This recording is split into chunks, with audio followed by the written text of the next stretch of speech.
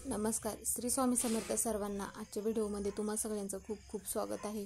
स्वामी तुम्हा सगळ्यांना कायम सुखी ठेवू ही स्वामीचरणी प्रार्थना करते आणि आजच्या व्हिडिओला सुरुवात करते.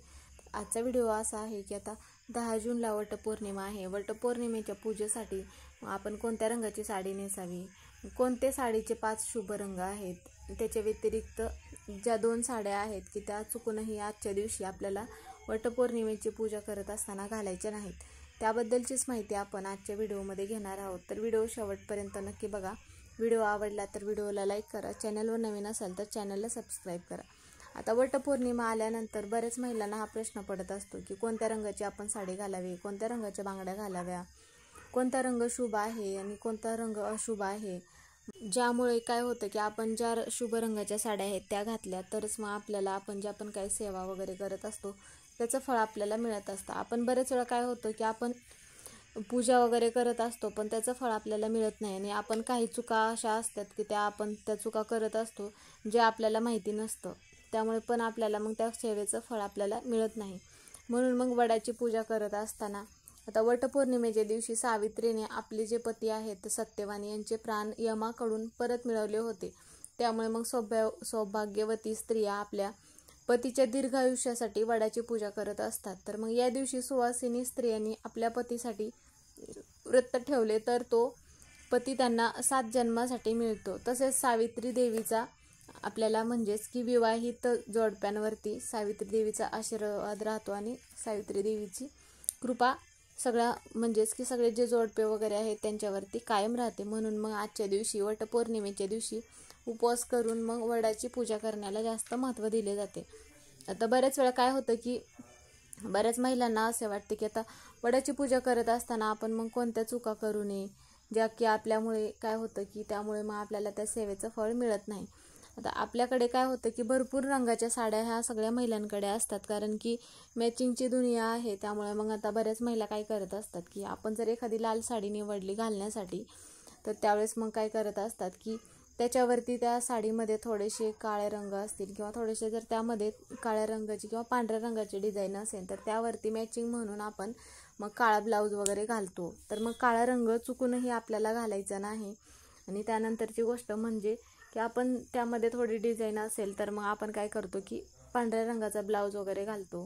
किंवा आता ज्या नवीन लग्न झालेल्या आहेत त्या महिला मग 16 शृंगार करण्यासाठी पांढऱ्या रंगाच्या जर मॅचिंग वगैरे बांगड्या म्हणाय किंवा काळ्या रंगाचे मॅचिंग म्हणून बांगड्या वगैरे घालणार असतील तर ह्या 2 रंग आपल्याला आजच्या दिवशी वर्ज्य करायचे आहेत. आता तुम्ही वडाची पूजा करण्यासाठी जात असाल किंवा नसाल तरी पण घरी जरी असाल तरी पण आजच्या दिवशी चुकूनही आपल्याला काळा आणि पांढरा रंग घालायचा नाही, कारण की आपण काळा रंग हा शुभ मानत नाही. आता ज्या सुवासिन महिला आहेत तर त्या महिला मग वडाची पूजा करण्यासाठी जो काळा रंगाची साडी परिधान केली जात नाही, कारण की काळा रंग शुभ मानत नाहीत आणि पांढरा रंग पण आजच्या दिवशी शुभ मानत नाहीत. म्हणून मग ह्या ज्या 2 रंगाच्या साड्या किंवा बांगड्या म्हणा चुकूनही आपल्याला घालायच्या नाहीत.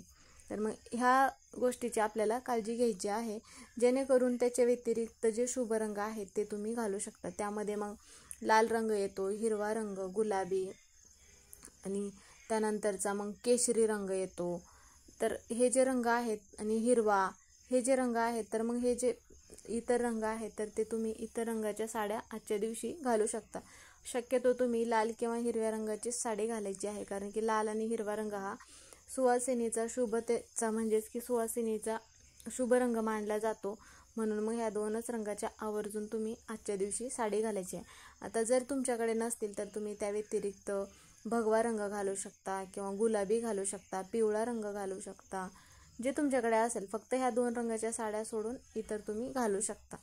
तर मग त्याचप्रमाणे आपल्याला आजच्या दिवशी काय करायचं आहे, आता वडाची पूजा करायला जाण्यासाठी मग आपण वडाची पूजा केल्यानंतर आपल्या घरामध्ये आपल्या घराची प्रगती होते आणि आपण जर उपवास करून पूजा केली तर मग आपल्याला जो पती आहे तोच पती आपल्याला 7 जन्मासाठी परत मिळतो.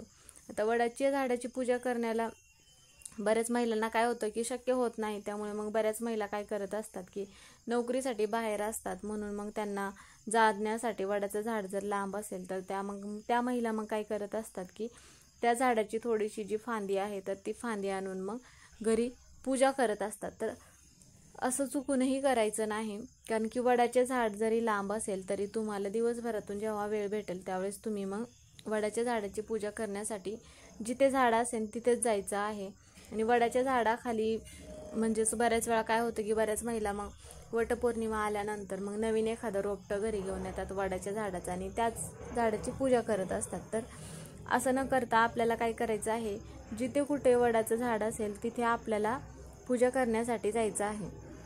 आणि कारण की काय होतं की आपण जर एखादी फांदी आणून पूजा केली तर त्याचं फळ आपल्याला मिळत नाही, म्हणून मग भरपूर महिला वडाचे झाड पण घरी आणून पूजा करत असतात. तर मग तसं न करता काय करायचं आहे, आता 7 फुटी जिथे कुठे मोठे झाड असेल तर त्याच झाडाची पूजा केली जाते असे म्हणतात. की कारण की एखादे मोठे झाड जर आहे तर त्याच झाडाची जर आपण पूजा केली तर मग त्याचं फळ पण आपल्याला तशा पद्धतीचंच मिळतं.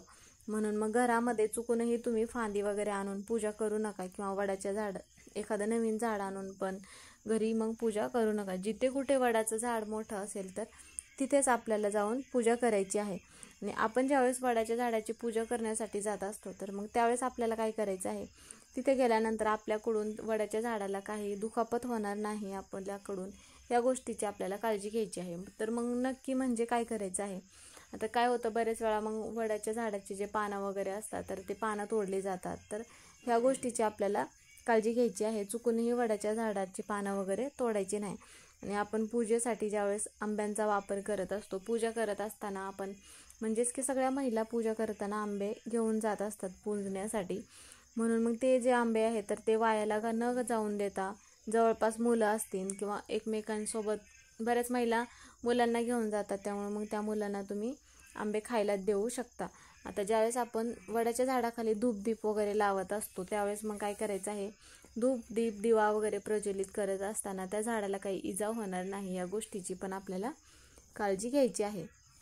आणि नंतर काय करायचं आहे, 5 किंवा 7 सुवासिनीची ओटी भरायची आहे. तुम्हाला जेवढं सुवासिनी शक्य होत असतील त्या सुवासिनीची आपल्याला ओटी भरायची आहे. आणि आपल्याला ह्या गोष्टीची एक काळजी घ्यायची आहे की आता वटपौर्णिमेच्या दिवशी आपण तर लाल, हिरवा, गुलाबी, पिवळा, जांभळा म्हणजेच की जे काही शुभतेचे रंग आहेत, 5 रंग म्हणा किंवा 7 रंग, त्या आपण तर साड्या परिधान करतच असतो. त्याचप्रमाणे सगळ्यात महत्त्वाची गोष्ट म्हणजे आपण ज्या बांगड्या वगैरे घालतो, तर आता प्लॅस्टिकच्या वगैरे बांगड्या भरपूर ठिकाणी आलेल्या आहेत, आता हे आपल्याला माहितीच आहे. तर मग आजच्या दिवशी प्लॅस्टिकच्या म्हणा किंवा इतर कोणत्या बांगड्या न घालता आपल्याला काचेच्याच बांगड्या घालायच्या आहेत. तर त्या बांगड्या तुम्ही लाल घालू शकता किंवा हिरव्या किंवा गुलाबी किंवा केसरी यापैकी कोणतेही घालू शकता. पण शक्यतो तुम्ही ज्या सुवासिन महिला आहेत तर त्या महिलांनी मग हिरव्याच किंवा लालच बांगड्या घालायच्या आहेत. तर मग ह्या ज्या सगळ्या गोष्टी आहेत तर ह्या आपल्याला आजच्या दिवशी ह्या गोष्टींचे नियम पाळून मग आपल्याला वटपौर्णिमा साजरी करायची आहे. त्याचप्रमाणे आता ज्या महिलांना मासिक धर्म वगैरे असेल तर त्या महिलांना मग वटपौर्णिमेची पूजा करता येणार नाही. आणि ज्या महिला 6 महिन्याच्या गरोदर आहेत तर त्या महिलांना पण वडाची पूजा करता येणार नाही. तर मग ह्या ज्या सगळ्या गोष्टी आहेत तर मग ह्या गोष्टी आपल्याला लक्षात घेऊनच आजच्या दिवशी वडाची पूजा करायची आहे. आता तर सगळ्यांना समजलंच असेल की कोणत्या रंगाची साडी आपण घालायची आहे आणि कोणत्या रंगाची घालायची नाही. तर मग आजचा व्हिडिओ हा इथेच संपला. व्हिडिओ कसा वाटला कमेंट करून नक्की सांगा. कमेंटमध्ये श्री स्वामी समर्थ किंवा ओम महालक्ष्मी नमः हे लिहायला विसरू नका. व्हिडिओ पूर्ण बघितल्याबद्दल धन्यवाद.